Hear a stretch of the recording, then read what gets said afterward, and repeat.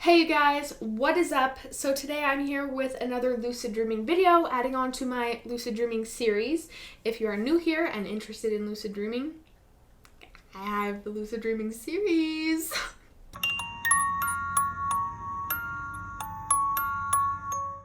In my last video, I talked about 5 tips to lucid dream.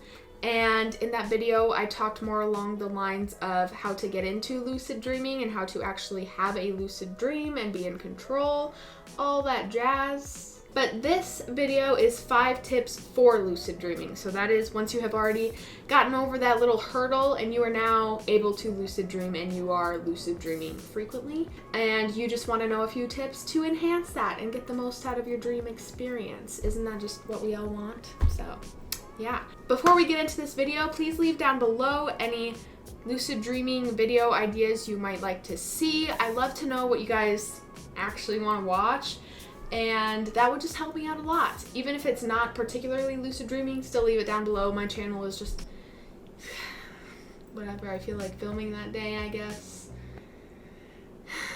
Okay, you guys, let's just hop into this video. So my first tip for you is to give yourself a task. I know it is so easy to just like kind of go with the flow of a dream, and just especially if it's a dream you enjoy, to just sit back and let it happen. But the more you give yourself a task, the more you are keeping consciousness in your dreams, because you're remembering, yes, I have to do this, I have to do this, instead of just going with the flow of whatever ends up happening. By giving yourself a task, you obviously are able to accomplish so much more throughout your dream. You're able to accomplish more of what you want to do in your dream, which is a big one, of course. And it really just overall enhances your dream experience. And in my experience, it has made my dreams feel a lot longer because I have experienced more throughout them. Does that make sense? It's kind of like a day. If you spend a day binge watching a television show, like it'll feel like a longer day because you're experiencing, you have done less. But then if it's a shorter day? Yeah, a shorter day, my bad. But if you go out and do a bunch of things, it's like you're getting a lot done throughout the day. That day does feel longer because like more was experienced throughout that time and learned. Treat each of your dreams like an adventure. Would you rather sit back and watch a boring movie about nothing happening, or would you rather watch some crazy like adventure, like plot twisty movies? Like come on. I think that's pretty self-explanatory, right? This is also especially helpful for if you experience nightmares. Of course, like what nightmares are, we're losing control, and that is the scary aspect of it. That's not to say I definitely do still have like scary aspects of my dreams, but it's not as scary because I can change it if I am uncomfortable with the situation. Do you know what I mean? Like if it does actually scare me, I can change it. So I'm still in control. So it's not actually that scary. I don't know if that made sense. I don't think that made sense even a little bit. But like I said before, giving yourself a task always keeps that strain of consciousness. It keeps it more leveled out and you're just able to be conscious more in your dreams if you have something that you are like keeping in the back of your head, remembering and thinking about that you have to get done, if that makes sense. So if you're doing that, then you are more conscious in your dreams and you're more able to change it if it's a situation that is going to scare you. You don't have to worry about being out of control because you are in control, because you have consciousness over your dream. And yeah, oh my god, I hope that made sense. And this will also strengthen your overall control of being able to change, manipulate dreams, because you are more conscious. The more conscious you are in your dreams, the more you are able to have control over it and change it, and the more opportunities you have to do so. So yeah. One of the most frustrating things to me is me just wasting away a lucid dream because I'm doing something stupid or not actually thinking about what I'm doing. So it just poof, it disappears right before my eyes. And I had just wasted. It's like when you waste an entire day doing something that you just wish you didn't. Do you know what I mean? Tip number 2 does kind of go along with number 1 in the nightmare aspect. And that is, this might seem like a pretty obvious tip because isn't that what lucid dreaming is? It's being in control. And it is, but you can be more lucid in your dream is basically what I'm trying to say. This is also something that helps you stay lucid, like a high level of lucidity. Oh my god, how would you even say this? Throughout the majority of your dream, or however much you want. I don't know. Anyways, always be challenging yourself to change things about a dream. So basically, even if you like the direction a dream is going, still practice changing aspects of it. The best way I can explain this is when you're in an art class and you have your piece done and it maybe does not fit the entire description of like the assignment, but you are happy with it. Just see it as that while you are practicing the art of lucid dreaming, make sure you are still like strengthening your skills, getting better at them. So yes, that was tip number 2, practice being in control. Sorry, I have my notes down here, so like if I'm looking down, I'm just trying not to like get off topic. So if you guys have been here before, you know. You guys are probably like, thank God she wrote notes this time. The 3rd tip I have for lucid dreaming is, sorry, it's on my notes. Don't do anything that will scar you. Now this one does seem pretty self-explanatory, but it's definitely something people don't really think about, or at least I've noticed. So obviously your dreams are your dreams, and whatever morals you want to have in your dreams, like go for it, shoot for the stars, it's your own world. Some people find that they don't need to set any's, others find that, oh geez, like I really would not like to murder somebody in my dreams. I don't want to have like that like feeling and experience in my head.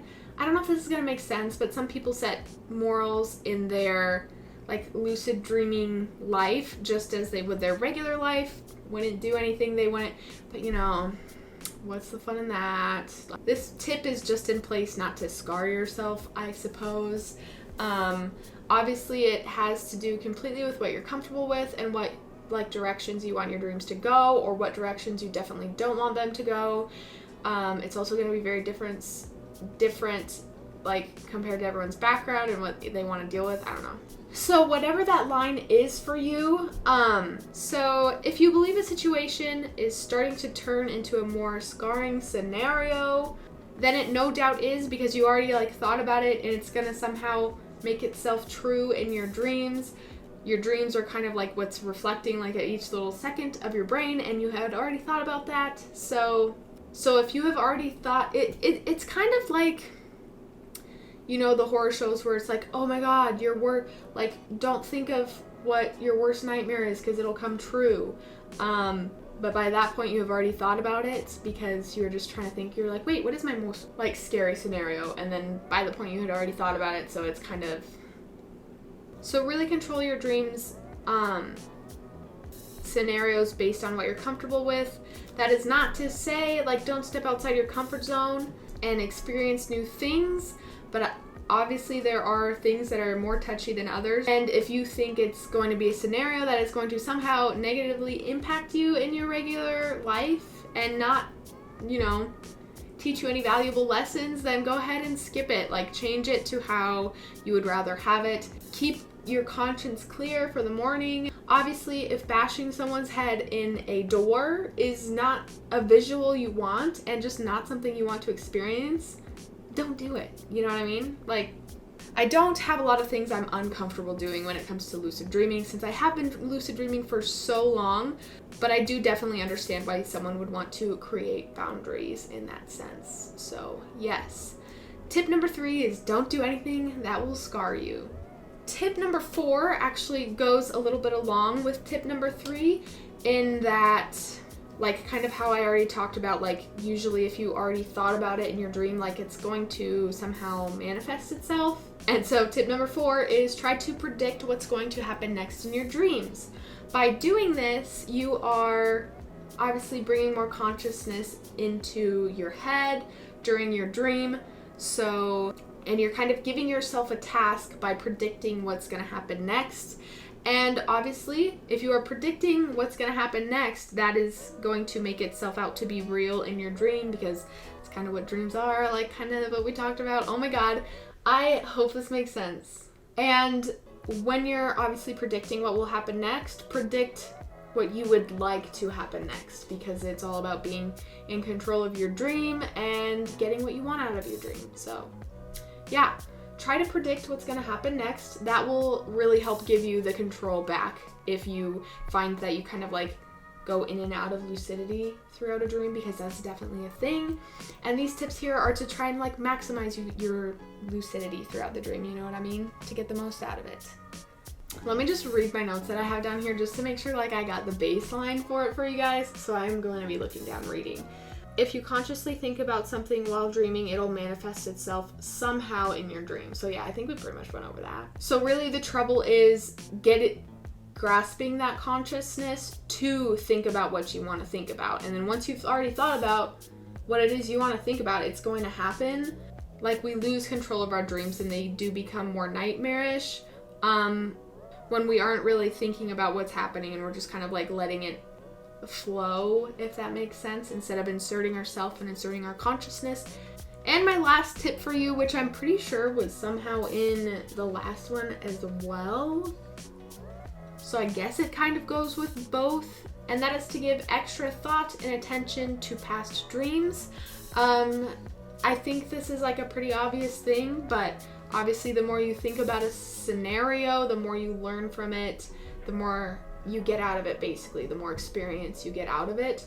So that is same for dreams, like really sit and ponder them to get the most out of them. And this gives them more value, not only in your waking life, but also in your future dreams, because you are taking those lessons and learning them. So basically ponder and learn from your adventures, your experiences, before you just, get out of bed and start your day right away.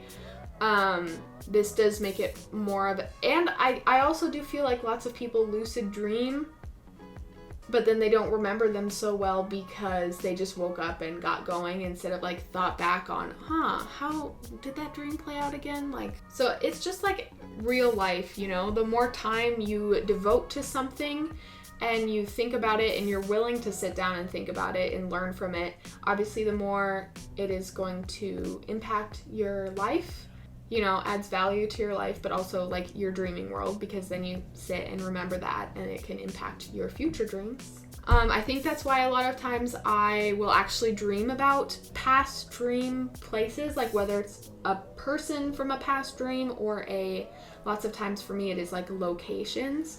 I think maybe since I do reminisce so much that they'll pop up in my dreams again. I'll be like, oh shit, no way. You already know the land then, and it's kind of fun. It's kind of like making your whole lucid dreaming world map, or what the heck ever. I don't know. So yeah, I think that's about it for this video. But basically, if you have any questions or I skipped over something, just leave it in the comments down below. I would love to answer and chat more with you about lucid dreaming stuff.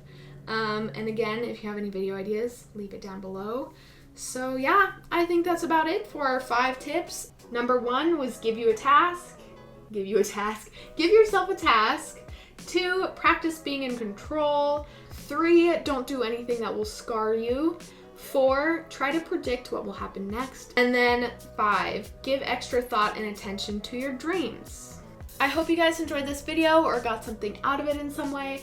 What are some of your tips? Please leave them down in the comments below. I would love this to just be a chat about lucid dreaming, because why not? I think that's kind of fun. And obviously practice makes perfect, and experience, and we can hear from each other's experience, and I just think that would be, a grand old time. So thank you guys so much for watching this video and listening to my 5 tips for lucid dreaming, and I think that's it. Thanks. I will see you in the next one if you watch it.